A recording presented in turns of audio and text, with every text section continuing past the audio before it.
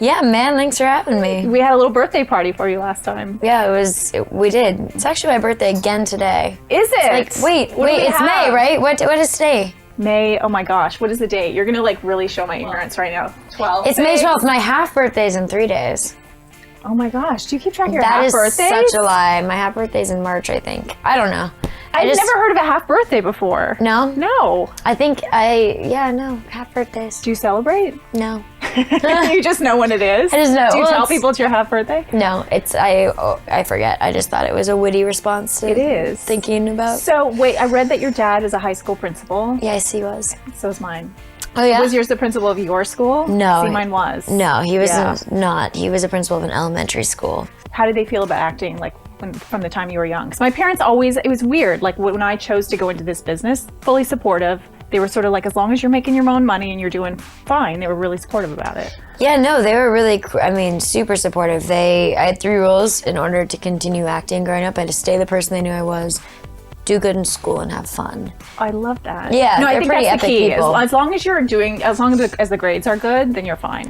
Well, grades are good, but also like you got to be, the person that they knew I was, and also having fun. When I was a kid, I was like, it's so weird that you would tell me to have fun, but now, like as an adult, it's so. It has to be fun, right? It has to be fun. It has to be fun. Especially when it gets, especially for you, when your life gets crazy and the business gets crazier and crazier, keeping that sort of sense of fun. And I know you've talked about that before. With scripts, if you don't get butterflies. Yeah, then it's meant for somebody else. And in this film that I saw today, which by the way, if I'm puffy, it's because You're not puffy at all. I was bawling my eyes out, and I saw the movie with 2 grown men and they were both crying too. Yeah, it's definitely a tearjerker. It's like a tear pourer, actually. I thought you were going to say tear pourer. It's kind of that, because it's like a festival of tears, but in such a good way. But I was thinking about Ansel. I was thinking about sort of the chemistry that you two have. And when you said either you're right for a part or you're not right for a part, do you think chemistry is something you just have with somebody or you don't when you're shooting, or do you think that's something you can create? No, I think it's something you have or you don't have, but I did a movie once with somebody and I didn't feel like we had much chemistry, and everybody was like, God, your guys' chemistry is out of control. While we were filming, and I was like, really? I don't feel that natural chemistry. And then I saw the movie and I was sort of like, wow, we do have great chemistry. Wow. So there's a great scene in the film. It's sort of the first time that you and Ansel have like a meeting. It's sort of outside, and you say to him, you ruin the whole thing because he pulls out a cigarette. And it's kind of like that thing where girls, and I was laughing out loud, and the 2 guys that I was with sort of didn't get how much meaning that has for a girl, because basically it's like you're having this perfect first meeting with a guy and he does that one thing, but you call him out on it. You're like, you ruined the whole thing. Really? That is disgusting. What? What, do you think that that's cool or something? You just ruined this whole thing. The whole thing? Yes, this whole thing. Oh, man. Even though you had freaking cancer, you're willing to give money to a corporation for the chance to acquire even more cancer? Let me just tell you that not being able to breathe sucks. Hazel Grace, they don't actually hurt you unless you light them. I never lit one. It's a metaphor, see? You put the thing that does the killing right between your teeth, but you never give it the power to kill you. A metaphor. Do you think there is have you had a perfect first meeting? Whether it's like romantic, whether it's like in any sort of encounter you've had?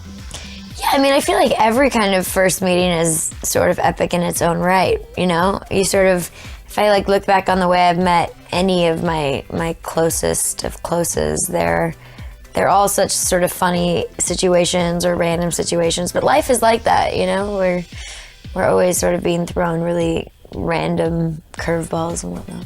There's also in the movie, you have sort of pet peeve words, and one is like people talk about you having cancer and they sort of talk about your journey, and you're like, no, do not use that word. And then they say in your support group, they're like, we're here for you. Do you have, because in this business in Hollywood, I feel like there's so many sort of pet peeve phrases, sayings, things that people say. Do you have any pet peeves?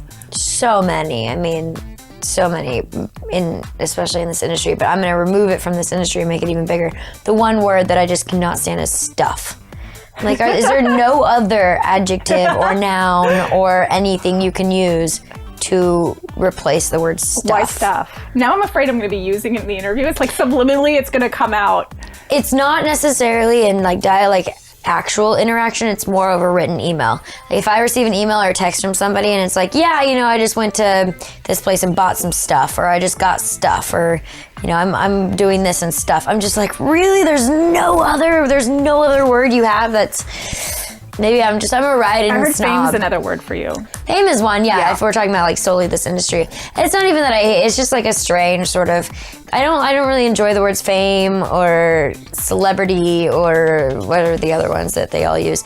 It's because I feel like it sort of puts somebody else above somebody else, and I don't like that. Like I feel like we're all just human beings, and what we do may be different, you know, with our lives and our lifestyles, our careers or whatnot. But we're all human. We all go home and like still dirty dishes in the sink and still have dogs to take care of or whatever it may be.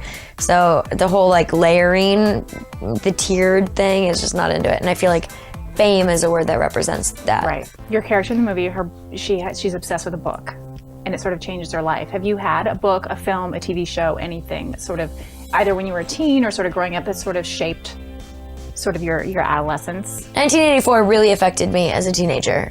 Just sort of looking at the world and looking at sovereignty and sort of the paradigm and society that we live in now. And so that was a big book for me growing up that made me question a lot of things.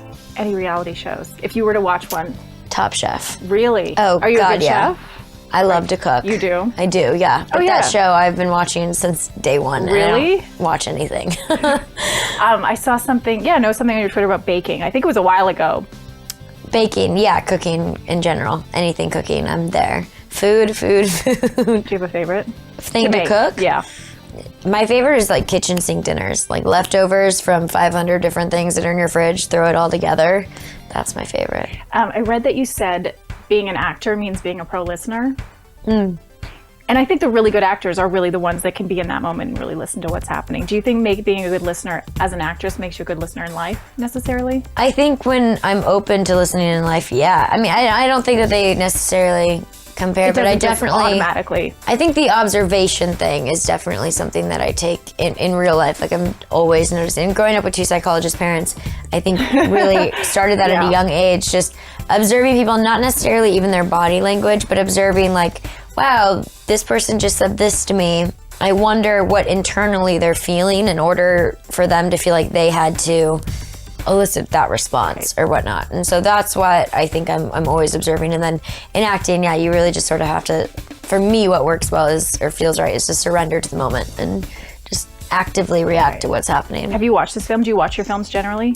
I always do, yeah, because I feel like it's a report card. It's like a way from, you know, it's a way, you can have 20,000 people and they all do report back to you what was good or not good about the movie or your performance or whatever. But to me, the only thing is, because I don't do this for other people, I do it for my own sort of like, you know, artistic whatever. And so to watch a movie is like being able to say, wow, that was good, or that was really awful, or I remember that scene and I was so not there and it shows, or, you know, it's a way to sort of dissect it in order to like grow my craft, I guess. Are you able to be objective? Or are you? Not the first time I see a movie, no. The first time you see a movie, you're like, oh my gosh, like, did you cry when you watched this movie? Or once you, did you? Yeah. So you can't go through it either without tears. No way. Oh my gosh, I don't know. it's so I don't know how anybody could. It's just so relatable, and it's so, you know, I think all of us in life right now know somebody either with cancer or who knows somebody with cancer. It's kind of 1 or 2 degrees of separation. And even if it's not cancer, even if it's AIDS, or there's some sort of, you know, illness that people are dealing with. And so I think that it will touch every single person who sees it. Thanks for coming in. Thanks Great for to see having me. you. Yeah, Come man. back again on your half birthday or birthday or whatever. We'll have another party in here when I'm not puffy and crying. You're not puffy at all. at all. Such a good movie and a must-see for everybody. Thanks again. Thank you, man.